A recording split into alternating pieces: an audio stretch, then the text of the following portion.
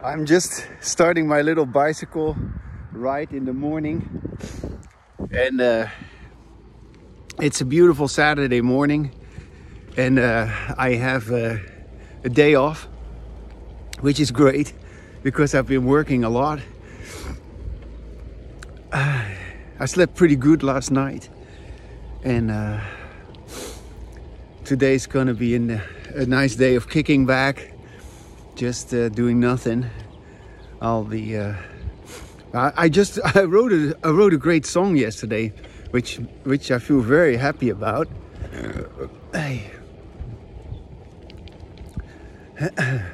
Oh, somebody's gonna do a yard sale.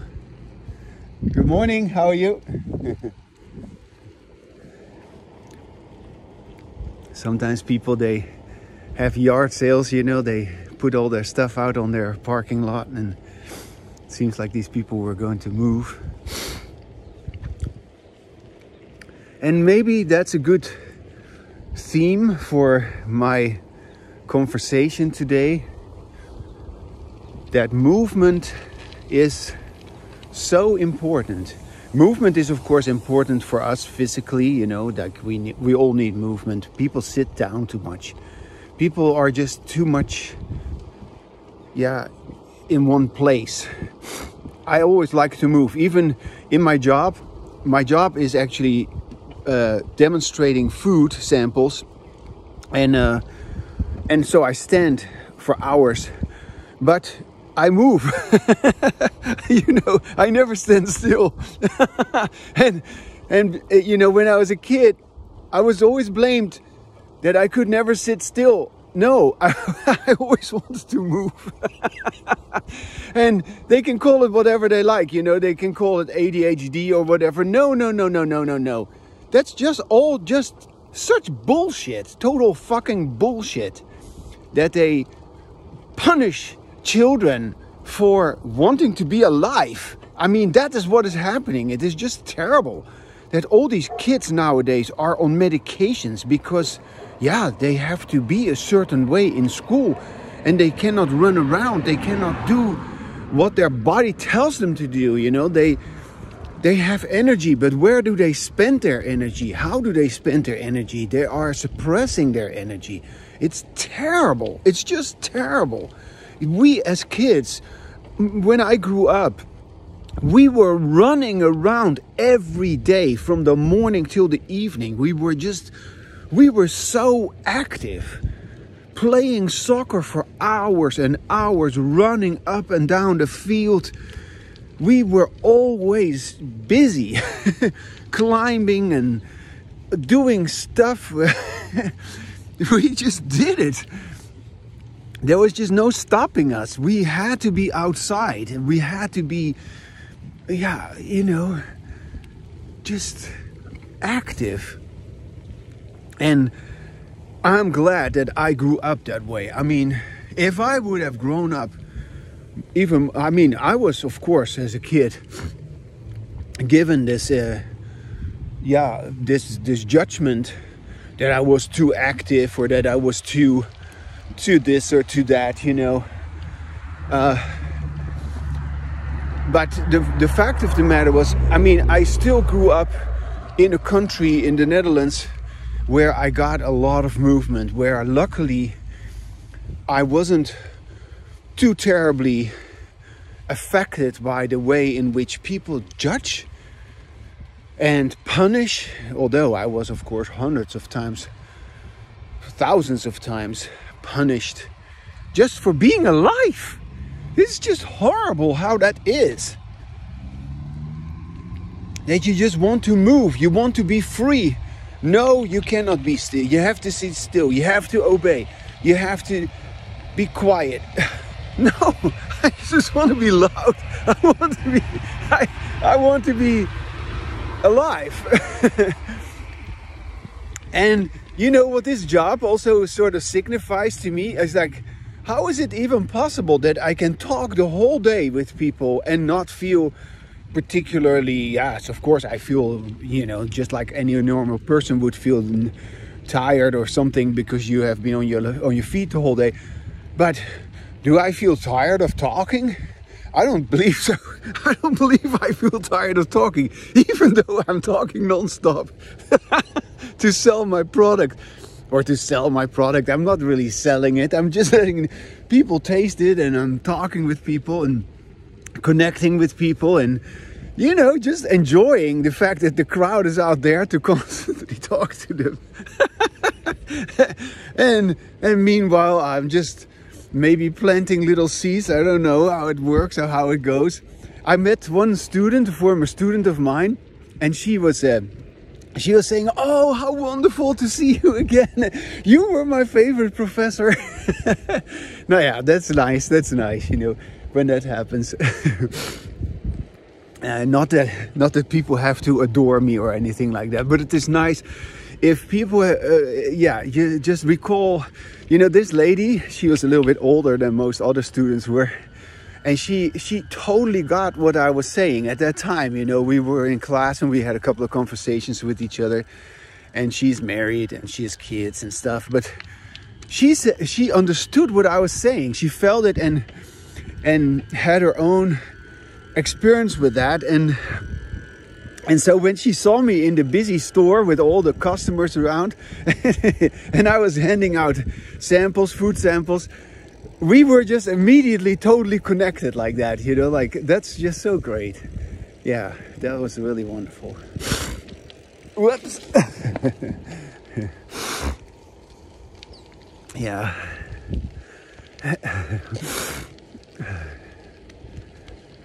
Yeah, it is a little bit cooler today. That is wonderful. Also, the temperature is a little lower. Almost a little bit nippy, but I like it because it's been so hot and so smoky. And now the weather is much cooler. And oh gosh, here, look how beautiful. The sun is just coming up over the mountains here. Ay, ay, ay. Oh, there's a bunch of birds sitting on the path there. You see these little hens? They always stay in a group like that. Oh, there's many of them here. Look at that. Whoop.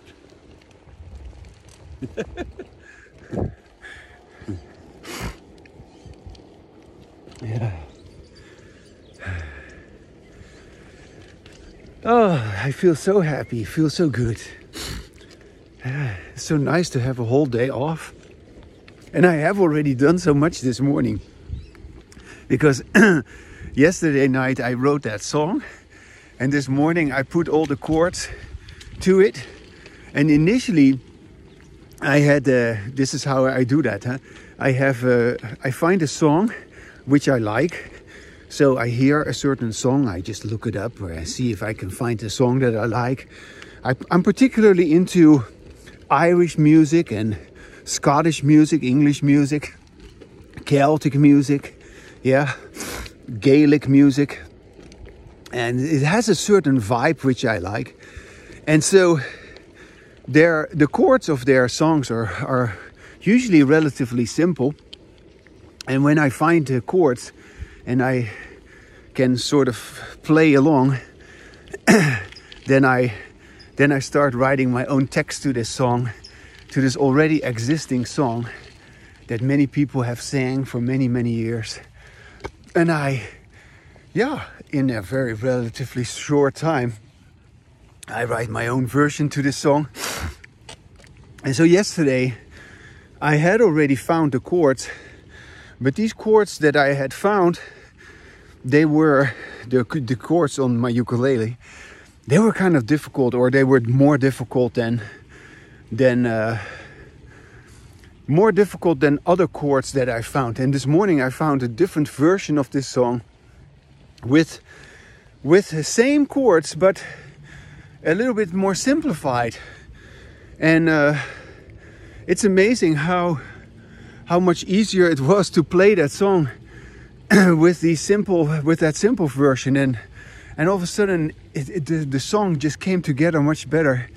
Because yesterday night as I was writing it, I was kind of struggling a little bit, or sort of sort of going like, oh my gosh, this is a little too challenging for me to play it like that.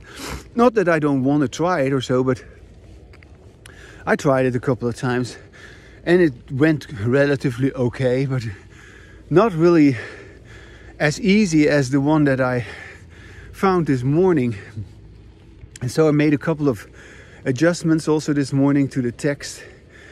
Oh, you can hear it in a little while, you know. I'll post it.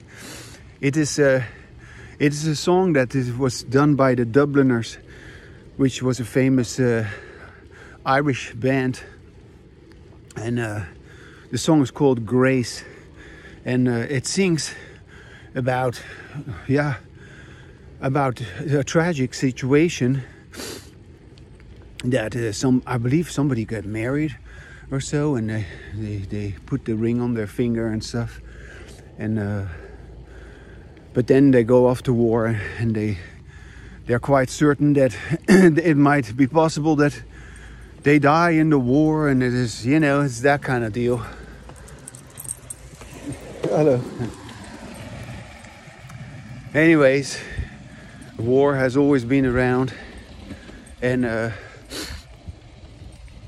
so it's kind of sad in the sense that, yeah, you know, the grace is really more or less, good morning, is more or less some sort of a feeling that people can sort of have love and feel that connection that I'm always talking about, and yet it gets lost again, you know. Something, and then grace is the ability to accept it and to carry on in spite of all the brutality, in spite of all the madness. Yeah.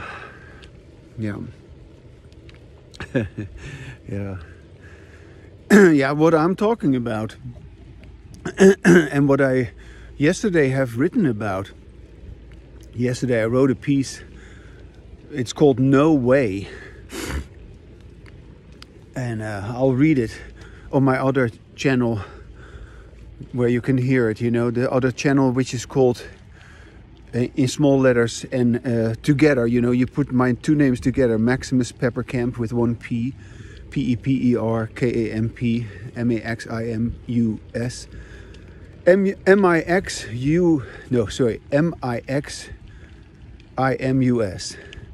and then P-E-P-E-R-K-A-M-P, and then a horizontal dash, and then HW8, the number 8, HW8, and then SW. Anyway, you can hear me read on this other YouTube channel that I say, no way in which you are going to be able to bullshit your way into having embodied language. Yeah, it's just not possible. Although people have, of course, always done that. Yeah, and that's something that I know about. Good morning. Yeah, I know very well about that. Because, yeah, everybody claims to have embodied language, but they don't have it. And it's just more of the same disembodied language. And so, people have always been at war with each other. And people have always been trying to, prevent each other, trying to stop each other, trying to kill each other, from doing what they were doing, from trying to be alive. It's horrendous, actually, if you start to consider what it all means, how we have accepted that as our way of life, as if that is inevitable. It's not inevitable, of course not. But we have to make a choice, you know. It's just like when we fly a rocket to the moon. We also make choices. We make sure that these astronauts have enough oxygen. Yeah. Yeah.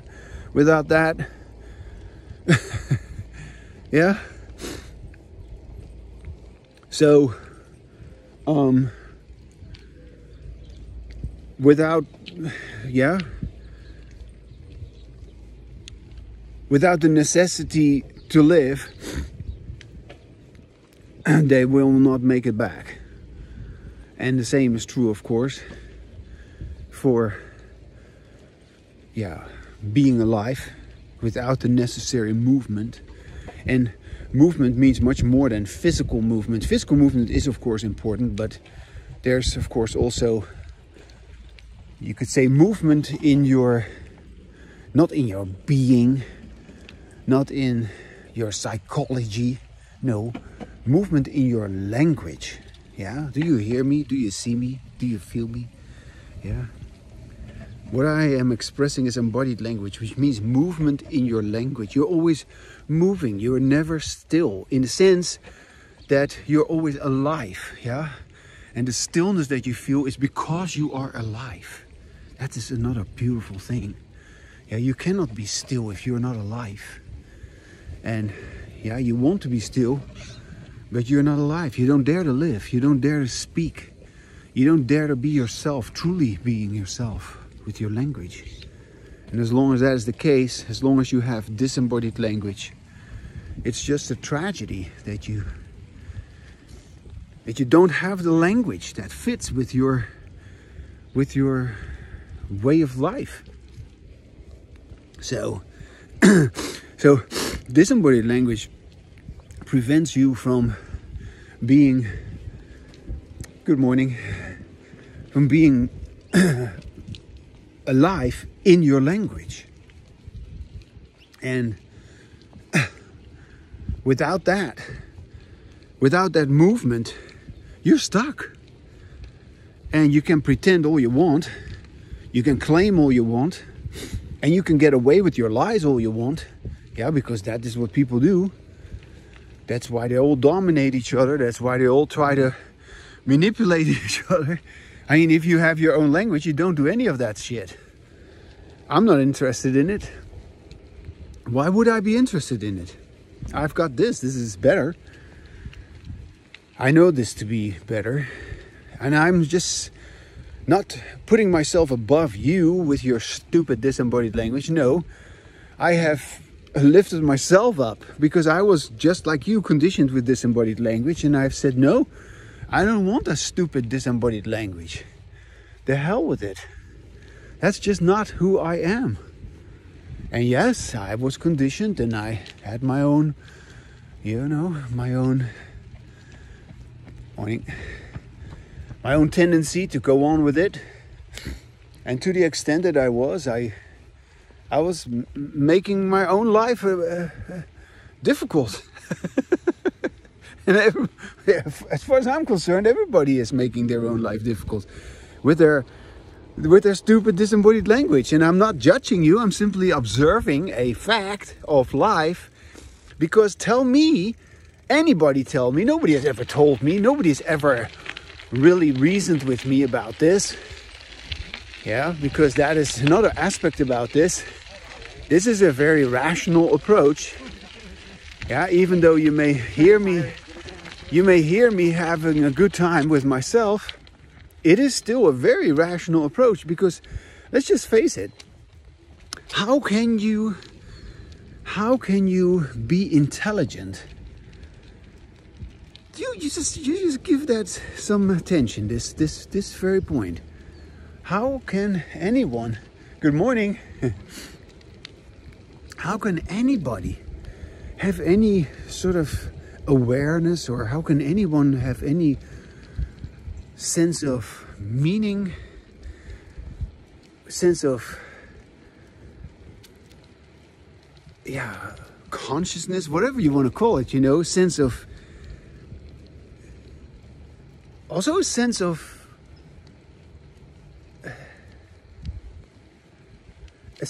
grace, a sense of that life is awesome, that life is, yeah, fantastic.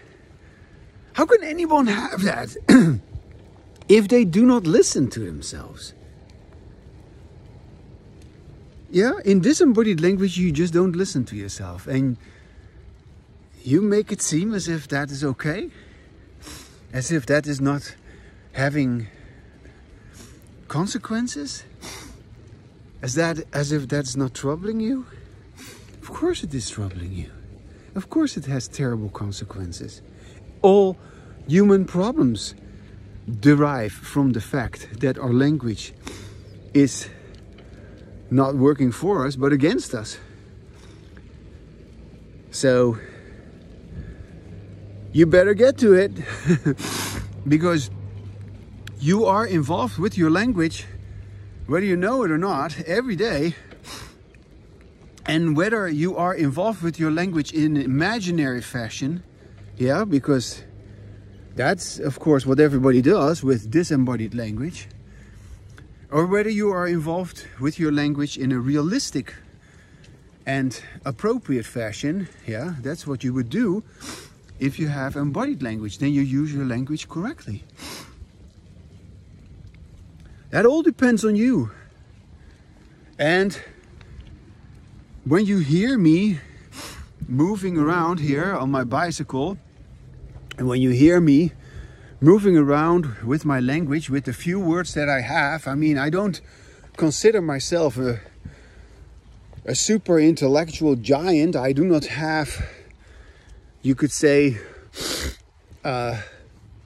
incredible amount of words in my vocabulary. Yeah, I use sometimes crude language because, yeah, because I like to. It puts us with our feet on the ground. Sometimes to say fuck you is a good thing. It doesn't hurt anyone.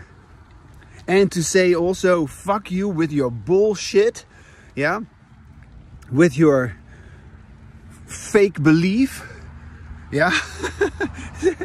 Why go into a whole intellectual analysis?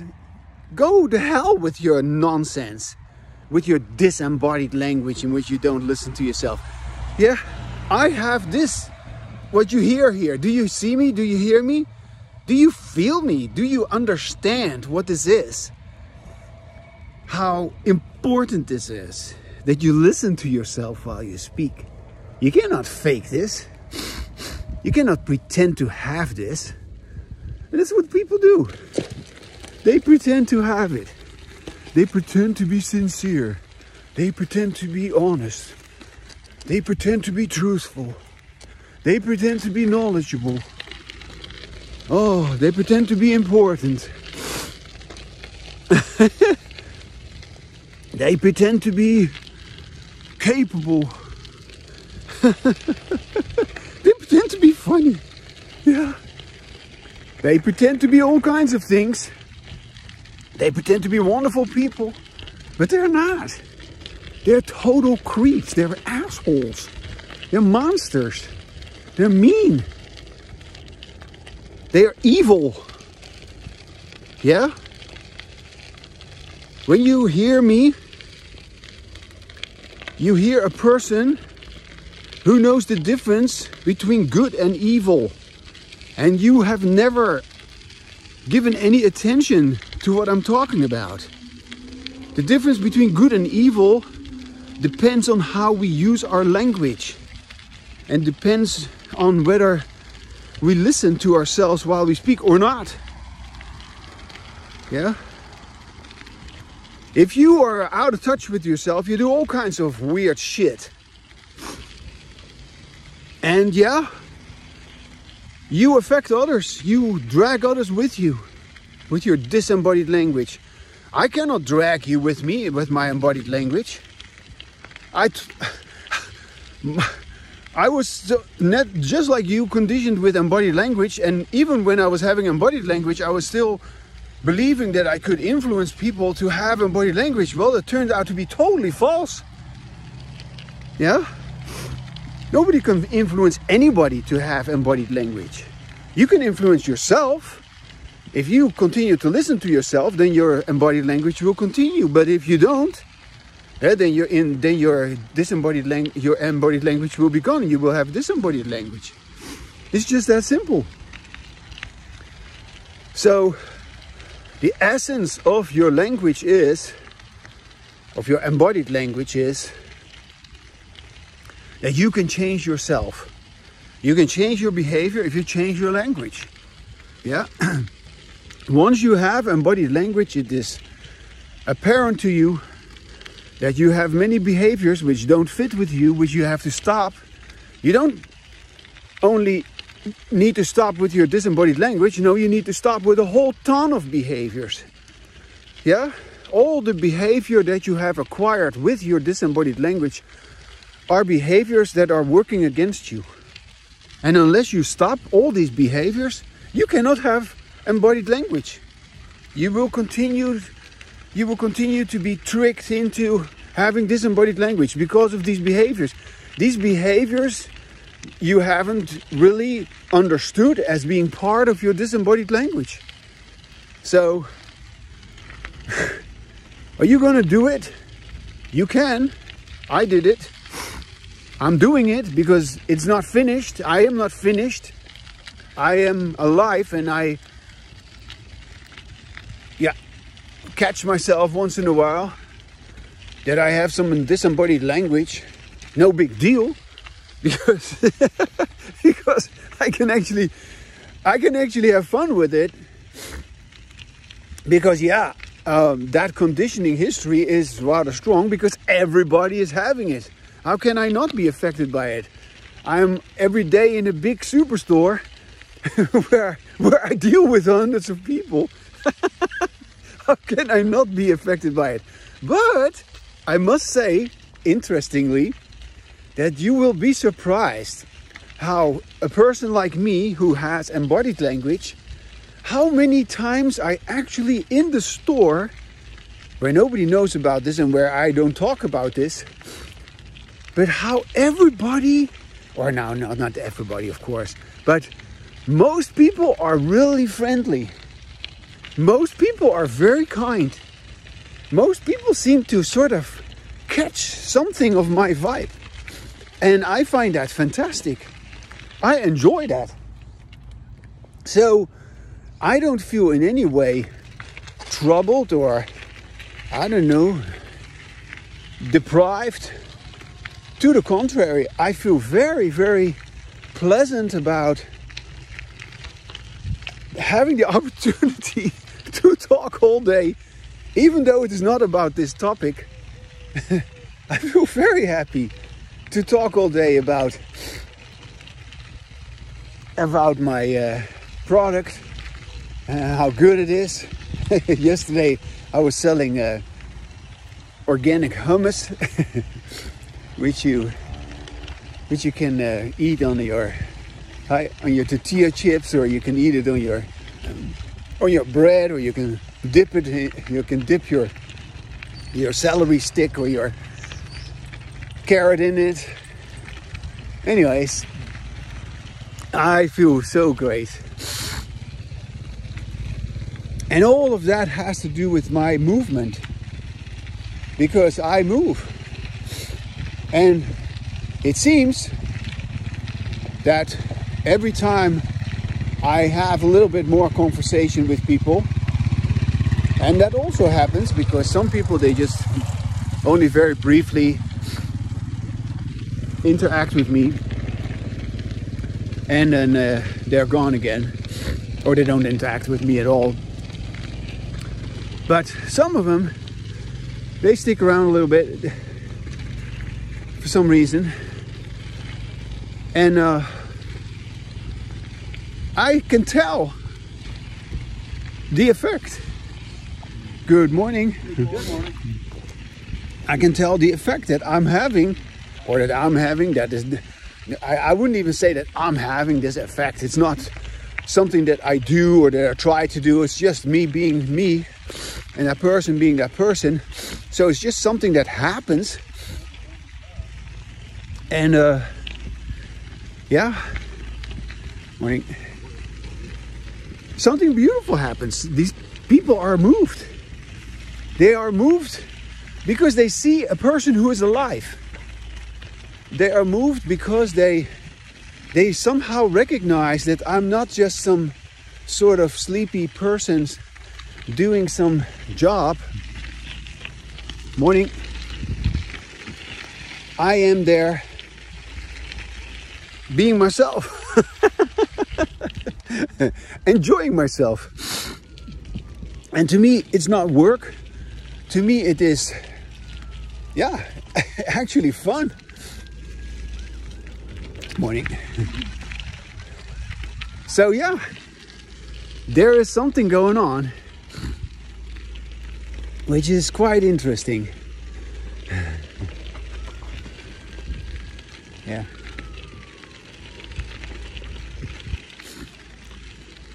Wow, there's a lot of people out today.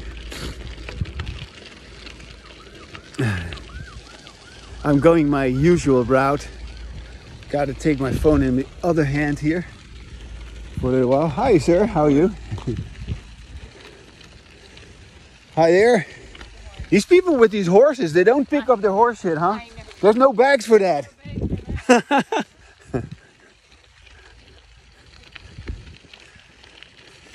I just saw a big pile of horse shit on the path.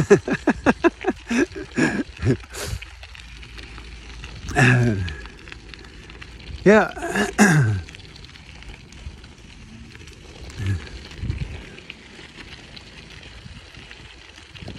That looks like a happy family. Take a picture of you.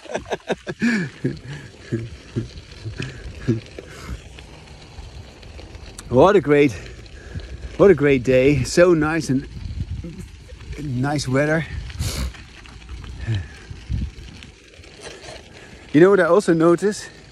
That when I was starting to ride my bicycle not too long ago, I was still occasionally feeling a little sore in my butt because of the saddle. But in recent times, I've been riding my bicycle. I don't feel that troubled anymore because I have gotten used to riding my bicycle. I guess I got a little bit of, what is it? Got a bit of callus on my butt or something.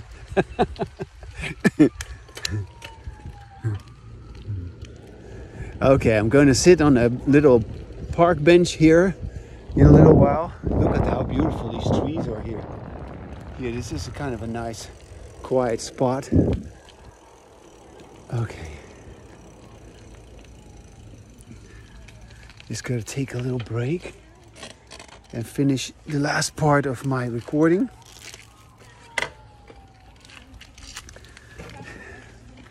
Good morning. So yeah, I was talking with you about how I'm making my songs, and so I found a simpler version of the same song, and felt so happy to have found that I kept on looking also for a simpler version because I was dissatisfied with the difficult one. That's why I kept looking. And so I don't know if there's any meaning to it, but it seems to be meaningful to say that. And you know, when you begin to talk with yourself, when you begin to listen to yourself, when you begin to talk with yourself so that you can hear yourself, so that you want to hear yourself, so that you finally say to yourself what you want to hear, what you like to hear, what you like to say, you will go through a process of simplification, which is just so wonderful. And that simplification will make you feel alive. And that movement will make you quiet.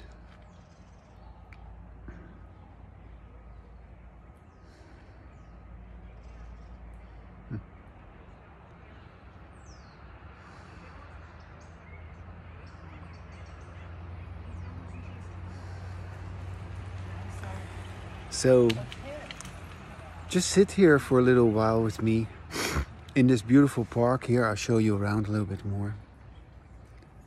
This is where I am. Oh, there's other people. There's a lot of people out here today. And, you know, everybody has, of course, been inside because of the smoke and the... This is a beautiful path. It runs right along the creek, the Chico Creek.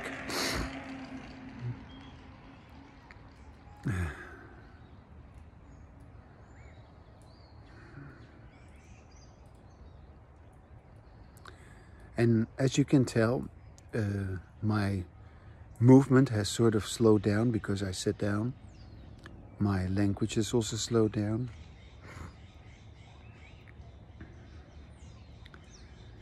And if you have followed along, if you have listened to what I'm saying, you will notice you have slowed down.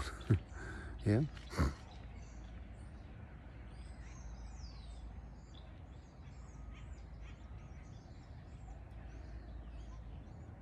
I hear some birds.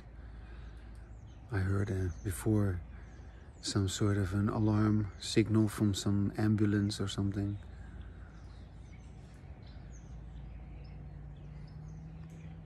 And when people come by, you hear their bicycle, you hear them jogging, or you hear them talking.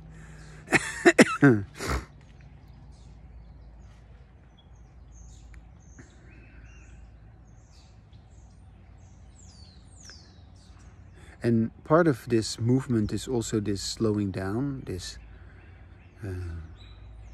enjoyment of this slowing down, this enjoyment of sitting again, being quiet. So part of being still is movement. It's weird, huh? The movement makes being still possible. The movement with your language makes being still possible.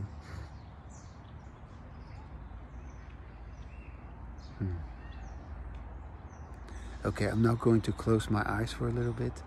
You can also do that, but you don't have to. Of course you don't have to do anything. But I may still say something with my eyes closed. But good morning, ma'am. How are you doing?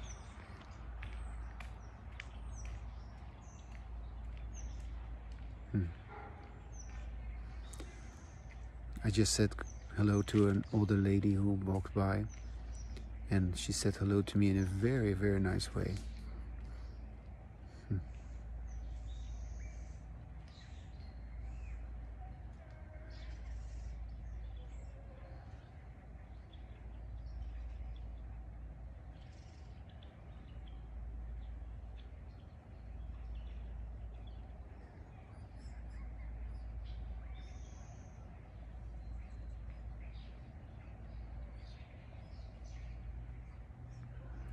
I look forward towards recording that song today.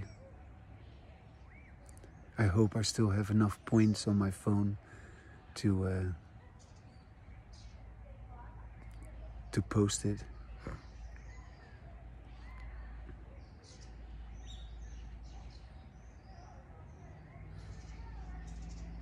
You know, when I say this, I just want you to know that I'm not saying this because I am thinking this.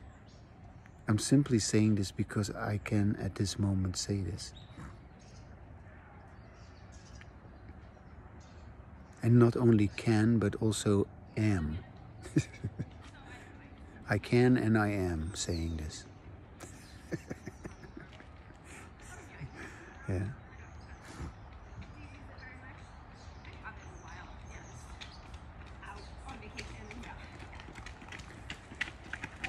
You know, there's this saying that somebody is a can-do person. Well, I'm not a can-do person, I am a can-am person. It's a new version of who I am. I'm a Can-Am person. I like to be silly.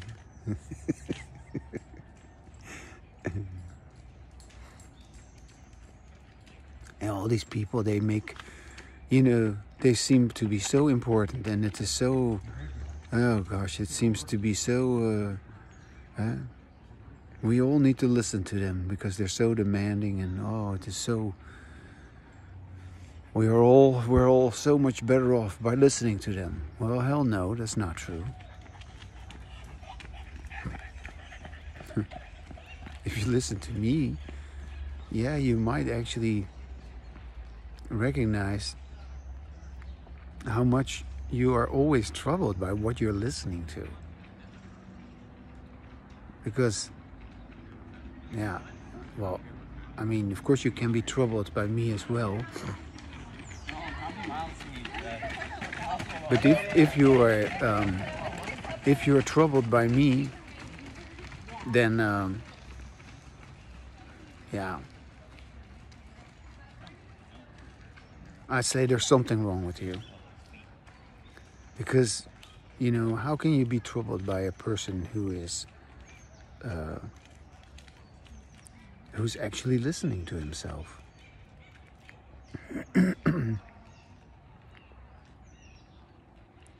You know, when you are troubled by me having embodied language, it is the trouble that you have experienced with your disembodied language, which you are throwing on me.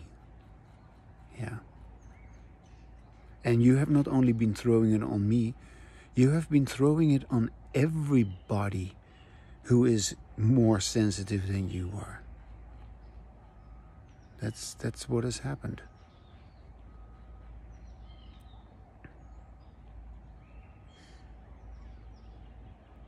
And your insensitivity, yeah, you may be used to it, you may be considering it your normal way of being. Well, I say it is troubling you. I say it is your problem. It's not mine.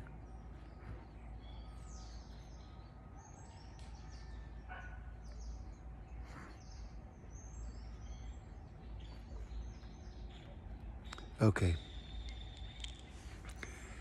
This is it for today. Have a great day.